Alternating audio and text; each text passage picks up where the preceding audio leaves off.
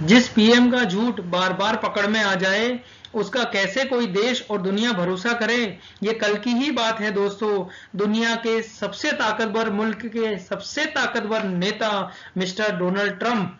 दोस्तों नमस्कार, स्वागत है आपका आप ही के चैनल 360 डिग्री अपडेट में। आज की सुर्खियां।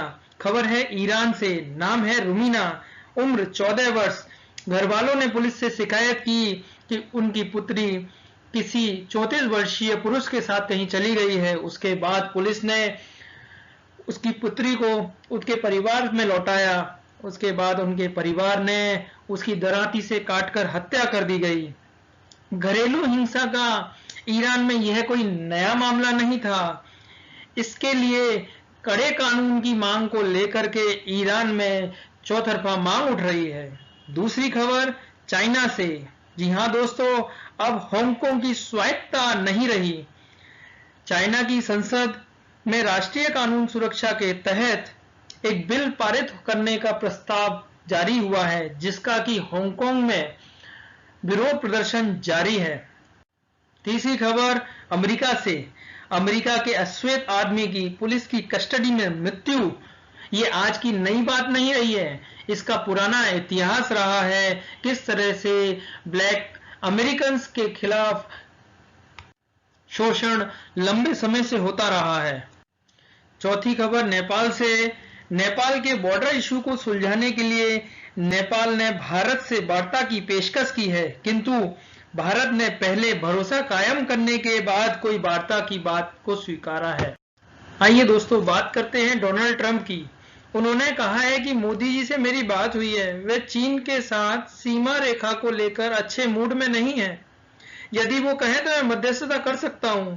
जबकि दोनों ही देश की सरकारों ने ऐसी किसी भी बात तथा मध्यस्थता की पेशकश को बड़े ही विनम्रता के साथ ठुकरा दिया है।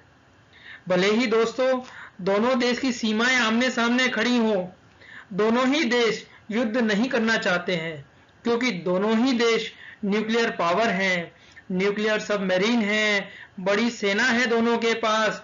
दोनों ही जानते हैं युद्ध दोनों के लिए घातक होगा और वह बड़ी कीमत चुकानी नहीं चाहते।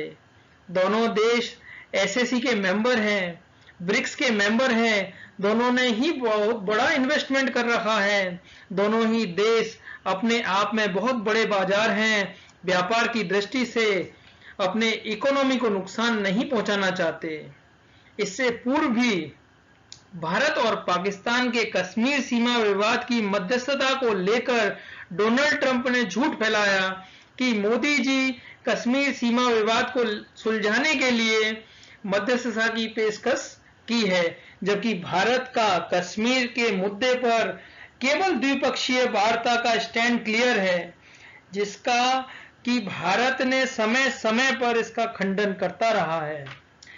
इसके अतिरिक्त डोनाल्ड ट्रंप ने जापान और साउथ कोरिया के सीमा विवाद को लेकर मध्यस्थता की बात कही, जबकि ये दोनों देश द्विपक्षीय वार्ता के पक्ष में हैं तथा किसी तीसरे देश का दखल देने से भी मना करते रहे हैं। इस तरह और भी कई ऐसे झूठे और मध्यस्थता कराने के शौकीन मिस्टर डोनाल्ड ट्रंप भविष्य में नेपाल और भारत की मध्यस्थता की बात यदि डोनाल्ड ट्रंप कहें तो दोस्तों चौंकना नहीं, यह उनका पर्सनल इंटेंशन रह सकता है।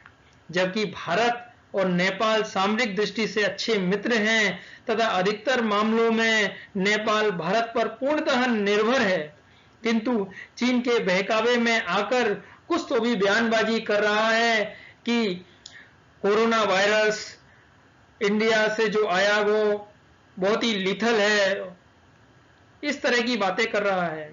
नेपाल लैंड लॉक्ड कंट्री है, जिसके पूर्व में ऊंचे पहाड़ हैं तथा पश्चिम में भारत से घिरा है। सभी तरह के व्यापार, तेल आदि के लिए वह भारत पर निर्भर करता है। दोस्तों इसी के लिए धन्यवाद आपको।